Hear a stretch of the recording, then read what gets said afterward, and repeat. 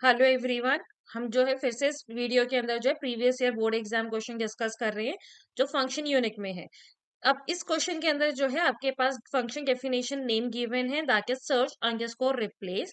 और ये फंक्शन जो है दो पैरामीटर जो है आर्ग्यूमेंट दो आर्ग्यूमेंट जो है एक्सेप्ट करेगा। One is the name of the list which is already given in the number that is to be search, right. And आपको इसके ऊपर कोडिंग इस तरह से करनी है कि आपको जो नंबर हमें सर्च करना है वो अगर लिस्ट के अंदर अवेलेबल है तो उसको हमें किससे रिप्लेस करना है, जीरो से।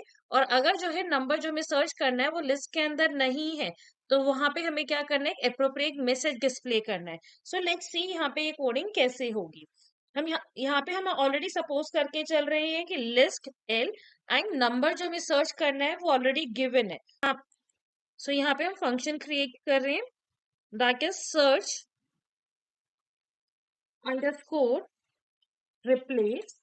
अब इसके अंदर हमारे पास दो आर्ग्यूमेंट है जो हमें पास ऑन करने। One is the name of the list and another is the number that we are suppose to search. और हमारे पास क्वेश्चन के अंदर ये गिवन है कि ये लिस्ट और नंबर ऑलरेडी हमें सपोज करके चलना है कि ये हमारा ऑलरेडी डिफाइंड है कि उस पे लिस्ट के एक एलिमेंट को चेक करना है और उसके अगर वैल्यू जो है हमारे एन से मैच कर रही है तो हमें उसको क्या करना है, रिप्लेस करना है जीरो से।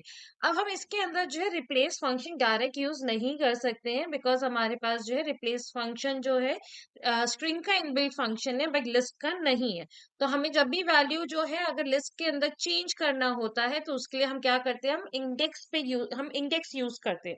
तो यहाँ पे भी हम लूप किस पे अप्लाई करेंगे, इंडेक्स पे। So we use for I in range len of n। now if l of I is equal to n तो हमें क्या करना है, एल आई की वैल्यू जो है किस पे चेंज करनी है, जीरो से। तो हम यहाँ पे क्या लिखेंगे, L I equal to zero. So इस तरह से ये लूप हमारा चलता रहेगा। लेकिन यहाँ पे जो है ये तो हमारे पास फर्स्ट पार्ट हो गया कि अगर हमारा जो है एलिमेंट एग्जिस्ट करता है तो उसको जीरो से रिप्लेस करना है। पर अगर एलिमेंट एग्जिस्ट नहीं करता तो हमें क्या करना है, एप्रोप्रिएट मैसेज को डिस्प्ले करना है। तो यहाँ पे तो अगर हम इफ के साथ जो है एल्स अप्लाई करेंगे तो ये हर एक लूप में जो है क्या करेगा, डिस्प्ले करेगा। पर हमें क्या करना है, at the end of the loop कि हमें पहले सारे एलिमेंट्स को चेक करना है और उसके बाद देखना है कि क्या लूप के अंदर एलिमेंट्स थे या नहीं।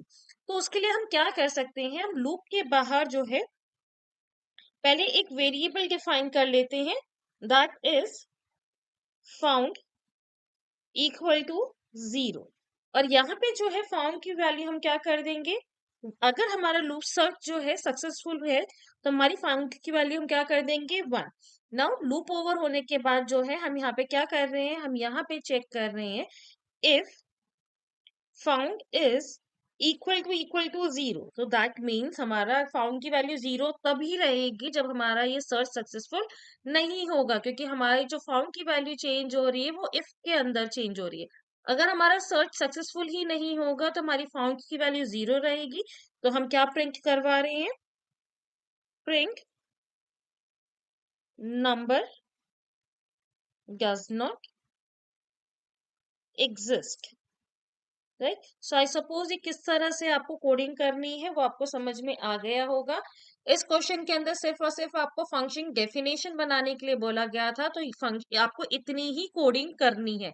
लेकिन अगर आपको कंप्लीट प्रोग्राम लिखने के लिए बोला है तो हमें यहाँ पे क्या करना पड़ेगा, फंक्शन कॉल भी करना पड़ेगा और एल और एन की वैल्यू भी पास ऑन करनी पड़ेगी। सो एल की वैल्यू हम सपोज सेम वैल्यू ले लेते हैं जो क्वेश्चन के अंदर गिवन है दैट इज 10, 20, 30, 10 एंड 40। और जो हमें नंबर सर्च करना है वो क्या है, 10।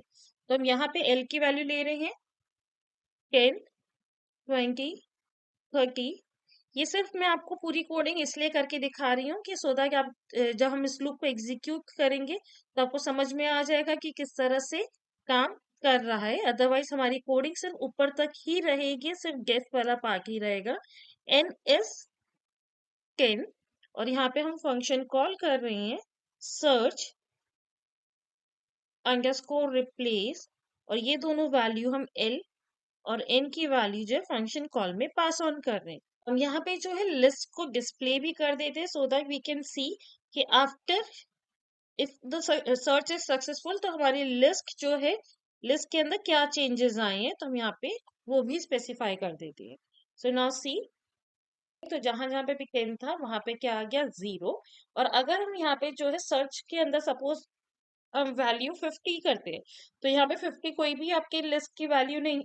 सो 50 जो है आपके लिस्ट में वैल्यू एग्जिस्ट नहीं करती, तो उस केस में हमारा क्या आना चाहिए, नंबर डज नॉट एग्जिस्ट। सो जब हम इसको एग्जीक्यूट करेंगे तो आप देखोगे यहाँ पे प्रिंट हो गया नंबर डज नॉट एग्जिस्ट।